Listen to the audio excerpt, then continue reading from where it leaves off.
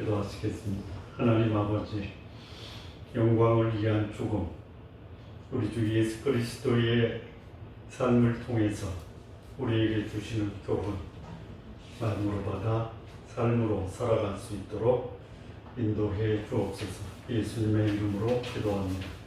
아멘. 오늘 이 본문의 말씀은 예수님이 십자가에 달리시기 닷새 전의 말씀입니다. 우리 지난 시간에 종려 주일 예수님이 예루살렘에 입성하는 그 상황을 함께 살펴보았습니다. 사람들이 예수님을 맞이하는 동기나 목적이 사뭇 다양한, 뒤에 목소리 들리세요?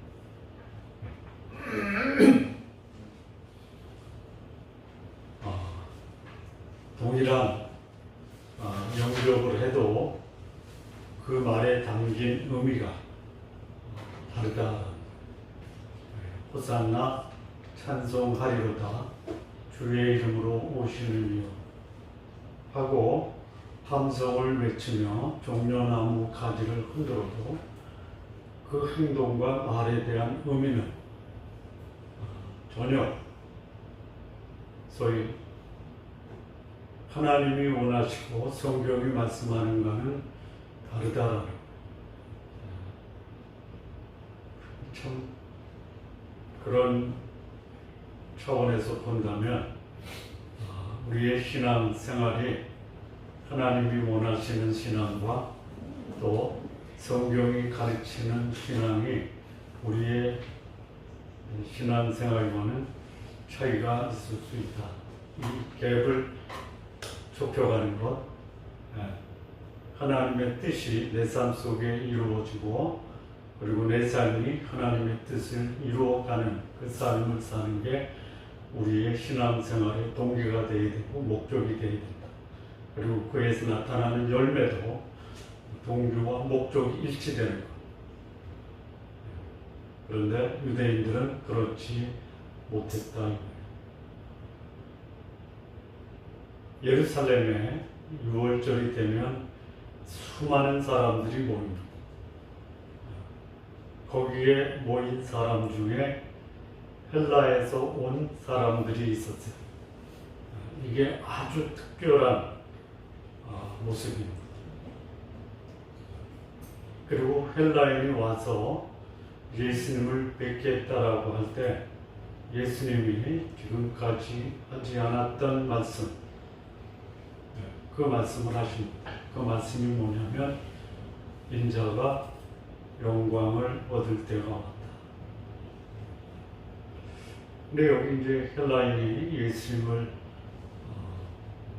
만나 뵙고자 할 때 누구를 찾아오냐면 갈릴리 베세다 사람 빌립을 찾아서 요청을 합니다.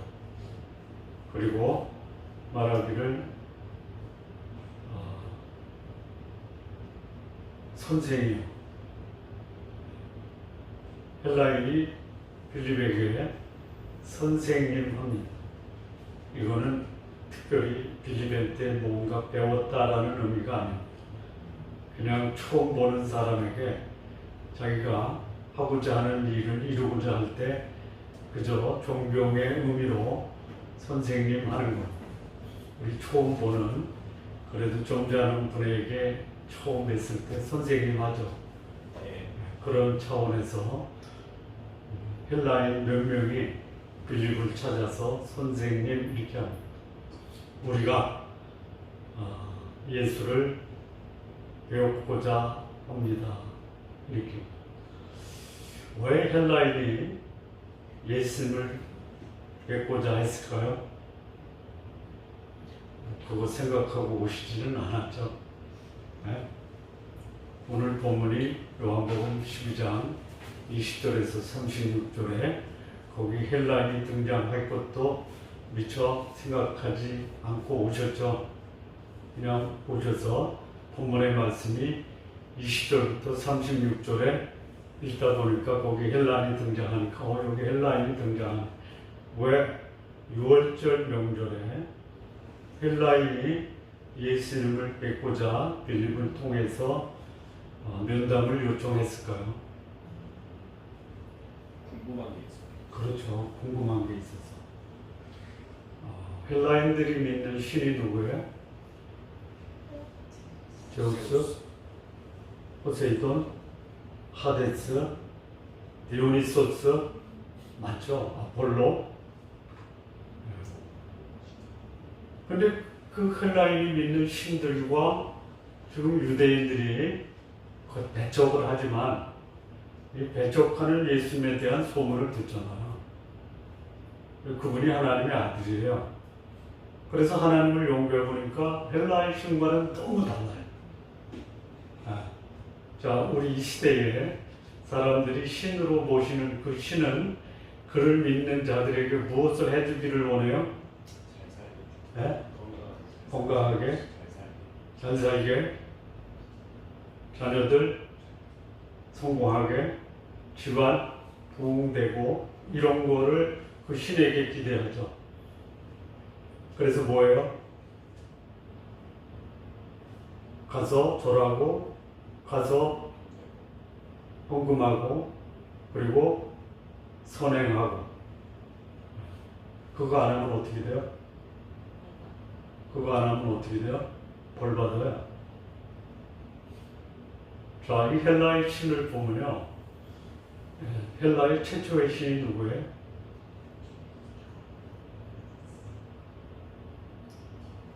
기억날까 말까 하죠. 헬라의 최초의 신은 누구냐면 우라노스예요. 우라노스. 이 우라노스라는 뜻은 뭐냐면 하늘이라는 뜻이에요. 그런데 그 우라노스의 권한이 너무 막강한 거예요. 하늘과 땅과 땅 아래와 바다와 다 다스리는 그야말로 우주의 신이에요. 근데 그 아들이 있어요. 아들의 이름은 뭐예요? 그걸 우리가 어떻게 알아라는 표정이에요. 크로노스라고 하는 신. 이 크로노스는 뭐냐면요. 시간이라는 뜻이에요. 하늘의 신이 시간이라는 아들을 낳았어요. 근데 아들이 아버지를 보니까 이 너무 막한 거예요. 그래서 내가 그 아버지 자리에 올라가겠다. 아버지 죽여요. 그래서 크로노스가 최고의 신이 됩니다. 그리고 크로노스의 아들이 누구냐면 제우스, 포세이돈, 하데스. 그래서 이 제우스가 작당을 해서 자기 형제들을 규합을 해가지고 우리 아버지를 제거하고 우리가 아버지가 다스리는 권한을 분배하자. 그래서 제우스는 하늘과 땅, 하데스는 땅 아래 지하, 그리고 포세이돈은 바다를 다스리는 신으로 역할 분담을 해요. 그리고 이들은 사람들의 헌신, 그리고 사랑, 희생을 강요해요. 그거를 순종하지 않으면 무자비한 형벌을 가. 이게 헬라의 신이에요. 그런데 헬라인들이 굉장히 철학적이고 종교적이에요. 그래서 아마 여기 헬라인 며칠 그 휴브리 하나님을 들은 것 같아요. 그 휴브리 하나님을 들어보니까 자기들이 믿는 제우스, 포세이돈, 하데스하고는 전혀 달라요. 그들은 포악해요. 탐욕적이에요. 이기적이에요.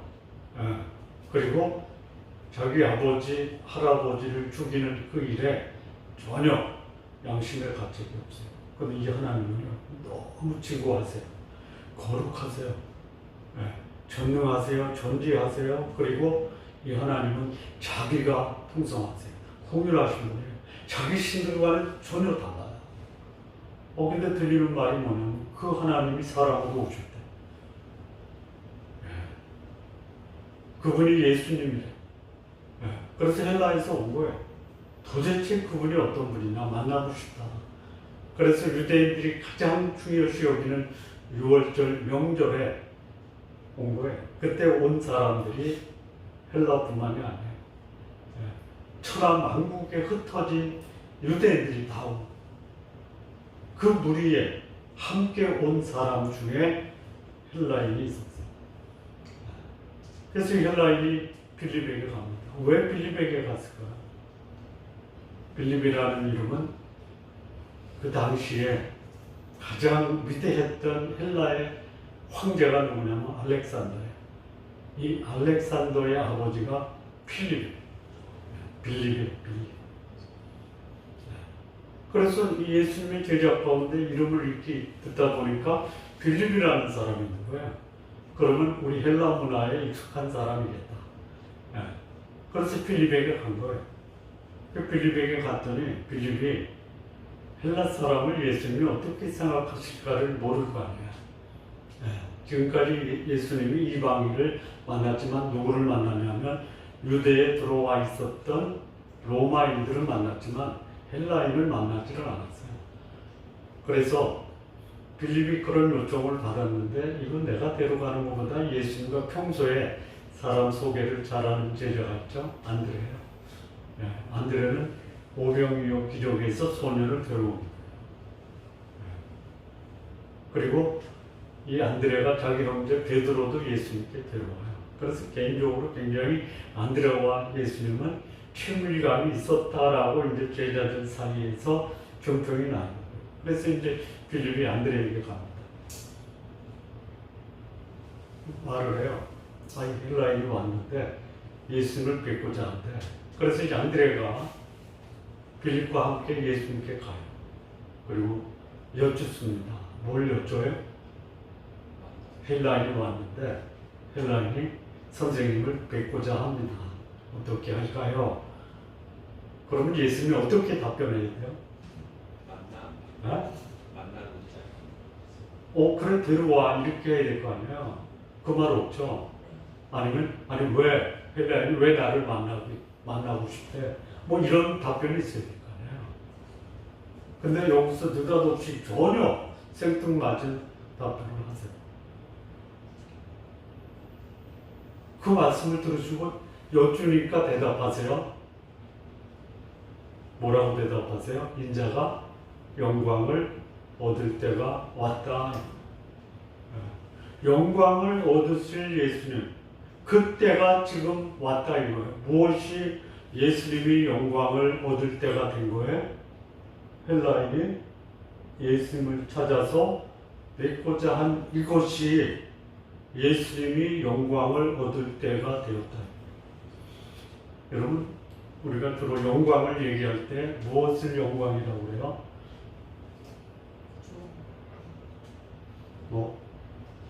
빛나는 거. 영광 자체가 빛이에요. 빛나는 거예요. 예수님 자체가 빛이에요. 그런데 빛 대신 예수님이 나 이제 빛을 발할 거야 이 얘기예요. 그러면 여기서 말하는 그야말로 세상을 밝히는 빛이 드디어 어두운 세상을 밝힐 때가 되었다 이거예요. 자, 촛불이 빛을 밝히죠. 네? 그렇잖아요. 뭐 그냥 이해가 되면 끄떡끄떡만 하세요. 촛불이 켜서 불을 켜야지 세상을 밝히죠. 네. 태워줘야 밝히는 거예요. 예수님이 영광을 얻을 때가 됐다. 빛을 밝힐 때가 됐다. 네. 그 얘기는 뭐예요? 그 얘기는 뭐예요? 우리가 또 하나 보면요. 영광이라는 말을 언제 쓰냐면 남들이 할 수 없는 위대한 일을 성취할 때 참 영광스럽다라고 하죠. 네. 그러니까 여기서 예수님이 빛을 발한다라는 것은 이제 예수님이 폼나는 시대가 왔다. 맞아요. 폼나는데요. 그 폼은 뭐냐? 아무도 할 수 없는 일을 이루어 그 결과로 인해서 수많은 사람들에게 어둠에서 빛으로 옮기는 그 역사가 이루어지는 순간이 왔다 이 얘기예요. 근데 그게 뭐예요? 그 다음 구절을 보면 예수님이 영광을 얻는다라는 것이 무엇으로 설명이 되냐면 예수께서 이제 말씀하시는 게 뭐냐. 내가 진실로 진실로 너희에게 이르노니 한 알의 밀이 땅에 떨어져 죽지 아니하면 한 알 그대로 있고 죽으면 많은 열매를 맺느니라라는 것이 뭐냐. 영광이에요. 영광. 그러니까 여기서 예수님이 말하는 영광은 남들이 할 수 없는 것을 하는데 남들이 할 수 없는 그 일은 뭐냐면 초가 불에 태워져 녹아지고 세상을 밝히는 것처럼 하나의 밀이 그대로 남아서 하나의 그대로 존재하는 게 아니라 그 밀이 땅에 떨어져 죽어서 많은 열매를 맺는 것이 영광. 죽음으로 영광을 얻는, 죽음으로 많은 열매를 맺는 것이 예수님이 얻을 영광이다. 기억나십니까? 빌립보서 2장 6절부터인가요? 그런 근본, 6절이 아니죠. 3절에 그런 근본 하나님의 본체죠. 하나님과 동등될 것으로 여기지 아니하세요. 오히려 자기를 비워 종의 형태를 가지고 그리고 죽기까지 순종하셨으니 곧 십자가에 죽으십니다. 이게 1차 영광. 죽으심으로 예수님은 이 땅에 오셔서 빛을 발하셨어요. 그랬더니 하나님이 그 죽으신 예수님의 역사를 통해서 사람을 구원하시고 그를 지극히 높이십니다. 모든 이름 위에 뛰어나게 하세요. 모든 입으로 그를 주라 시인하게 하세요. 모든 무릎으로 그 앞에 꿇게 하시고 그를 영광스럽게 하십니다.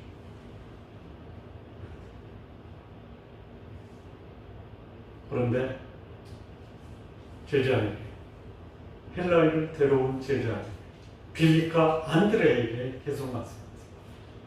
사람이 나를 섬기려면 나를 따르라.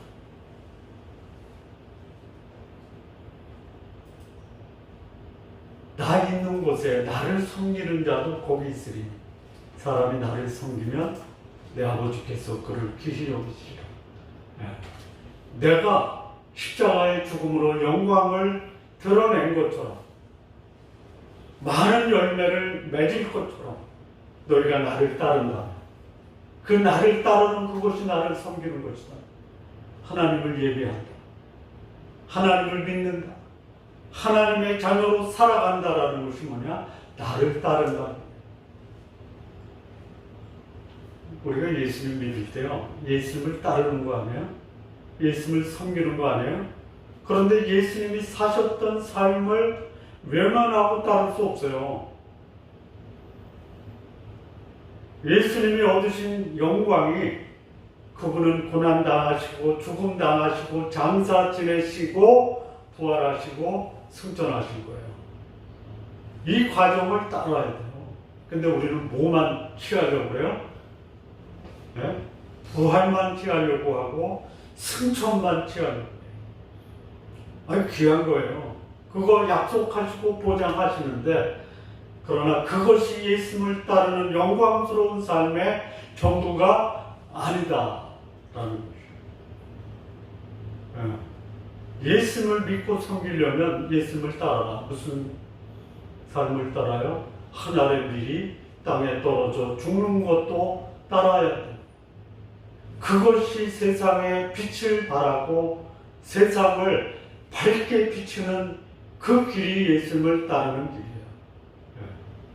그런데 이 영광스러운 삶, 하늘의 밀로서 땅에 떨어져 죽는 이 삶, 그 교훈을 제자들에게 말씀하신 예수님의 마음이 영광을 바라기 전에 그 심정, 땅에 떨어져 죽는 그 심정은 어떠했느냐? 지금 내 마음이 괴롭다. 내가 무슨 말을 하느냐? 개역 성경에는 민망하다, 민망하다라는 뜻이 뭐냐? 괴롭다라는 건데요. 괴롭다라는 것이 뭐냐? 이 마음을 둘 데가 없고, 그만 흔들거리고 풍랑, 그 풍랑에 태풍에 그 요동하는 배처럼 어쩔 줄 모르겠다. 이 예수님의 솔직한 심령이 두 가지예요. 첫째, 나 이 죽음 너무 괴로워서 이거 맞이하고 싶지 않다 그러잖아요. 나를 구원하여 이때를 좀 면하게 해주십시오. 육체적으로 감당하기 힘들고요. 영혼도 감당하기 힘들고 두 가지가 다 있어요. 여러분, 내 그 삶의 환경이 힘들면 육체도 괴롭죠. 마음도 괴롭죠. 영혼도 괴롭죠. 예수님이 그 말씀을 하신 거예요. 여러분, 예수님을 섬기고 따르는 자 마음이 괴로울 때가 있어요. 마음이 괴롭지도 않고 예수님을 따른다.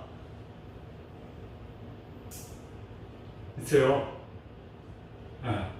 그래서 마음이 괴롭고 육신이 괴롭고 영혼이 괴로우면 나 지금 예수님을 따르고 있구나.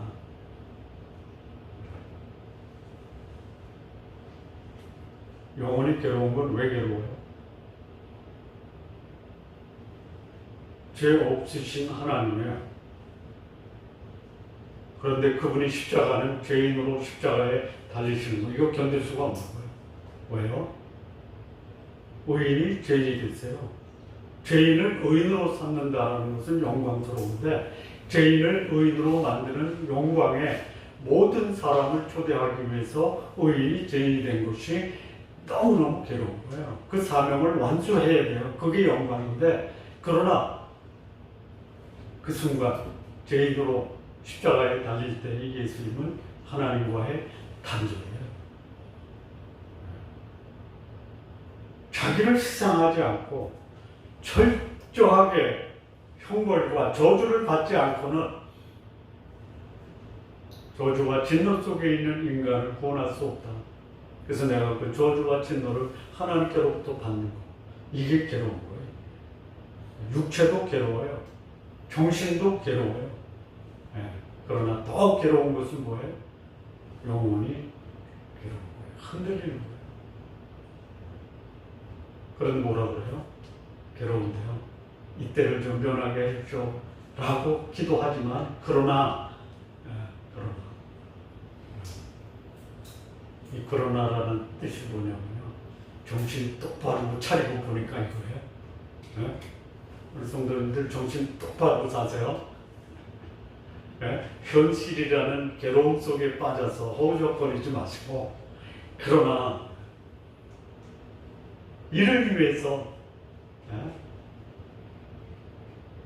예수님이 오신 거예요. 이를 위해서 오늘 내가 왔다. 지금 내가 괴롭지만 그 괴로운 순간을 위해서 내가 왔다. 다른 거예요. 우리 일제 강점기 때 우리 조선인의 원흉과 같았던 일본 총독을 죽인 안중근 의사가 있죠. 탄원을 해요. 근데 그 어머니가 막죠. 막잖아요. 탄원하지 말라고. 너 그 일을 하고 조선을 위해서 죽겠다라고 한 거 아니냐. 그럼 죽어야지 무슨 탄원을 해. 네가 이 땅에 온 것은 조선의 독립을 위해서 일을 했다면 그것을 영광스럽게 생각하라. 아무나 하는 일이 아니다. 예수님 지금 그 말씀 하십니다. 그리고 또 기도합니다. 아버지요. 힐란이 왔을 때 영광 얻을 때가 왔다 그랬는데요. 여기 예수님이 그래요. 아버지요. 아버지의 이름을 영광스럽게 하옵소서. 아버지는 영광스러우신 분이에요. 그분은 빛이에요. 그런데 세상이 그것을 알게 해주십시오. 그랬더니 하늘에서 소리가 납니다. 하늘에서 소리 여러 번 났죠. 천사를 통해서도 말씀하시고요. 성부와 성자와 성령이 하나가 돼서 하늘에서 소리를 외치실 때도 있어요. 예수님이 공생이 시작합니다. 제자들과 함께 변화산에 갈 때도 하늘에서 소리가 있어요. 하늘에서 나는 소리를 들은 인간이 누가요? 신약시대에 누구냐면요. 사도 바울이 들었어요. 스데반이 들었어요. 여러분 혹시 못 들으셨어요? 듣고 싶어요? 못 아주 매일 듣지 않으세요? 그 말씀이 하나님 말씀이면 하늘에 나에게 말씀하시는. 그랬더니 하나님 아버지가 내가 이미 영광을 받았다. 그리고 또다시 영광스럽게 했고 영광스러워질 것이다 라고. 하나님 아버지의 영광은 누구의 영광이에요? 예수님의 영광이에요. 그랬더니 그 소리를 들은 사람들, 소리는 들었는데 그 말이 무슨 말인지 모르잖아. 하나님이 특정한 사람에게 특별한 말씀할 때 주변 사람은 모를 수 있어요. 그랬더니 무리들이 뭐라고 그래요? 들은 무리들이 천둥이 울렸나? 그러니까 하나님 말할 때요, 그 사람, 들은 사람의 그 모습을 보고요, 천둥이 울렸다라고 감동받을 수도 있어야 돼요. 또는 천사가 와서 말했나? 그랬더니 예수님, 그거 아니고, 나를 위한 것도 아니고, 너희를 위한 것이야. 뭐예요? 너희 죄가 나의 사랑하는 아들 예수 그리스도를 통해서 십자가의 달림으로 그 죄 문제 해결됐다라고 말씀하죠. 31절. 그러면서 하신 말씀, 이 세상의 심판이 이릅니다. 예수님의 십자가에 달리심으로 나의 십자가에 달리신 사건도 나왔는데 이 세상의 심판이 이릅니다. 이 세상이 어떤 세상입니까? 어떤 세상에? 죄와 사망의 얽매인 세상입니다. 여러분, 죄와 사망이 얼마나 심각한지 아시죠? 실감이 안 나요? 그러면 이건 실감 나요? 어머니가 병원에 입원하니까 너무 고통스럽죠? 네? 제가 이번 주 지난주 병원에 가서 이제 의사 진단을 받았는데 인슐린 주사 맞아야 되겠습니다 그러더라고요. 기분이 어떻겠어요? 기분이 어떻겠어요? 뭐 인상을 쓰고 그래. 그래서 내가 이런 생각을 했어요. 우리 아버지 한 30년 주사 맞다 하셨는데도 그 인슐린 주사 맞는 분한테 하면 좀 그거 괜찮아요. 그냥 맞으세요. 처음 맞으니까 문제지. 내 몸에 작은 병 그것 때문에 고민하고 갈등하죠. 그거에 얽매여 있죠. 죄와 사망이 나를 얽매여 있는 것에 대해서는 뭐 그런 게 있나 뭐. 이 세상이 심판받을 때가 왔다라는 거예요. 뭐예요? 우리를 묶고 있는 죄와 사망의 그 구속의 줄이 풀려질 때가 왔다는 거예요. 스스로 못 풀어요. 우리는 스스로 죄와 사망의 굴레에 들어간다. 이거 풀어질 때가 왔다. 이 세상 임금이 쫓겨난다. 이 세상 임금이 누구예요? 어둠의 주관자예요. 물론 모든 통치의 주관자는 전능하신 하나님이시지만 하나님이 이 세상을 어둠의 세력, 사단의 세력, 어둠의 영역에게 맡겼잖아요. 이 세상 주관자 결정적으로 치명상을 입을 때가 왔다. 그래서 예수님 이 말씀을 하시면서 뭐라고 하냐면 내가 땅에서 들려야 한다. 땅에서 들리는 거예요. 십자가에 달린 두 가지가 있어요. 십자가에 달리니까 하나님이 그를 높이 드시는 거예요. 십자가에 달려야 하늘로 들림을 받으시는 거예요. 이래서 너희를 내게로 이끌리라. 모든 사람을 내게로 이끌겠노라 하시고 달리시지 않으시면, 들리시지 않으시면 어떤 사람도 하나님 앞에서 들림 받을 사람이 없어요. 이끌림 받을 사람이 없어요. 이게 예수님이 십자가에 달리시기 닷새 전에 말씀.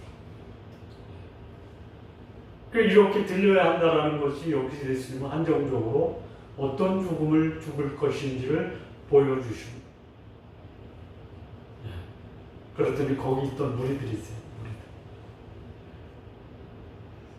무리들이 그 예수님의 말씀을 듣고 이제 자기들이 얘기하는 대답하고 율법에 보니까 그리스도가 영원히 계시는데 영원히 계신다라고 말씀해서 우리가 율법을 들었는데 인자가 어떻게 들린다라고 말하냐? 그게 무슨 말이냐? 그렇다면 그 인자는 다른 인자냐? 우리가 알고 있는 인자는 여기서 사람의 아들이지만 이 인자라고 유대인들이 쓸 때는 누구냐면 메시아예요.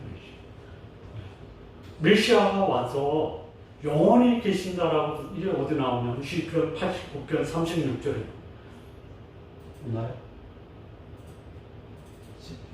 시편 89편 36절. 없으면 그냥 나도 36절. 아니요? 36절. 시편 89편 36절이 없어요?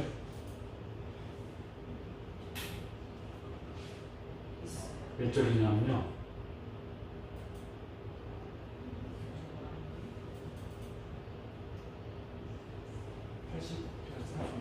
시편 89편 36절. 네. 그의 후손이 장구하고 그의 왕위는 그같이 항상 내 앞에 있다. 여기 누구냐? 오실 메시아에 대한 시편의 기록. 장구하다, 영원하다. 그러니까 이 유대인들, 무리들은 십자가에 달리신다라는 예수님을 인자로 인정 안 해요. 이건 뭐 그때나 지금이나 마찬가지예요. 죽음 앞에서는 두렵고 죄의 형벌에 대해서는 두려운데 그 죄와 사망에 대한 문제를 해결하신 예수님이 내가 너의 모든 죄와 사망을 해결했다라고 하면 네가 뭔데? 이런 얘기예요. 놀랍지도 않아. 예수님이 마지막에 하신 말씀이 뭐냐? 내가 잠시 동안 이제 일정 기간에 잠시 동안 빛을 얻다. 그리고 빛에 다녀라.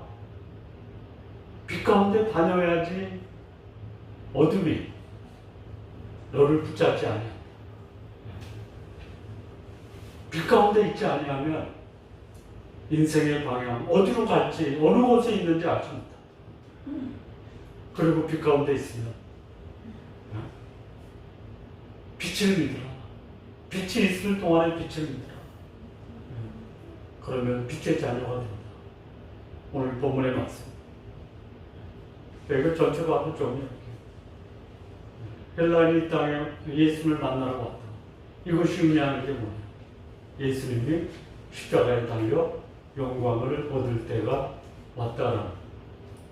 그리고 영광을 얻는다라는 것이 하늘의 밀처럼 땅에 떨어져 죽은 것이 영광을 얻는 것이고, 예수님을 따른다라고 하면 예수님의 길을 따라가는 것. 이것이 헬라인이 예수님을 찾아왔을 때 예수님이 말씀하신 거예요. 영광을 얻을 때가 됐다. 예수님이 십자가에 달릴 때가 됐다. 예수님을 따르는 자들에 대한 보상이 무엇이다라는 것을 알려주는 결정적인 계기가 뭐냐? 헬라인이 예수님을 뵙고자 찾아왔을 때, 그때가 이제는 예수님이 십자가에 달리는 것을 공개적으로 선포하십니다. 왜 이게? 예수님이 땅에 오신 것은 유대인뿐만이 아닙니다. 모든 인류, 모든 사람을 내게로 이끌겠노라. 유대인과 헬라인, 모든 인간을 향한 하나님의 구원의 계획이 완성될 때가 왔고, 예수를 믿는 자들이 어떻게 살아야 될 것을 이제는 제대로 할 때가 왔다.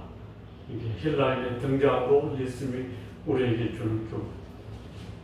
그러면 예수님의 죽음은 어떤 죽음이냐? 마음이 괴로운 죽음, 육체, 정신, 영혼이 괴로운 죽음. 그리고 그 죽음은 하나님 아버지께서 하나님 아버지라는 것을 세상에 널리 선포하는 영광스러운 죽음. 예수님 십자가에 달리심으로 무엇이 이루어졌느냐? 이 세상 임금이 쫓겨납니다. 이 세상의 심판이 이르게 되어 있습니다. 그리고 예수님이 달리셔서 십자가에 들리셔서 모든 인간을 향한 죄 문제 해결하셨습니다. 하나님께로 인도할 수 있는 그 길이 열립니다.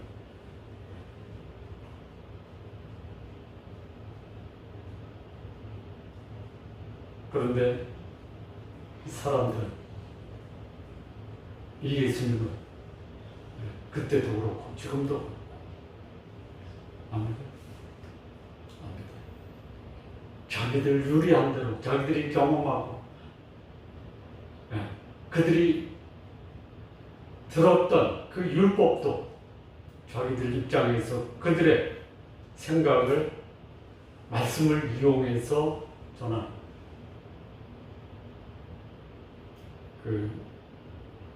어떤 목사님이 그러시더라고요. 성경 본문만 가지고도 하나님은 영혼들을 변화시키고 영혼들을 천국으로 인도한다. 동의하십니까?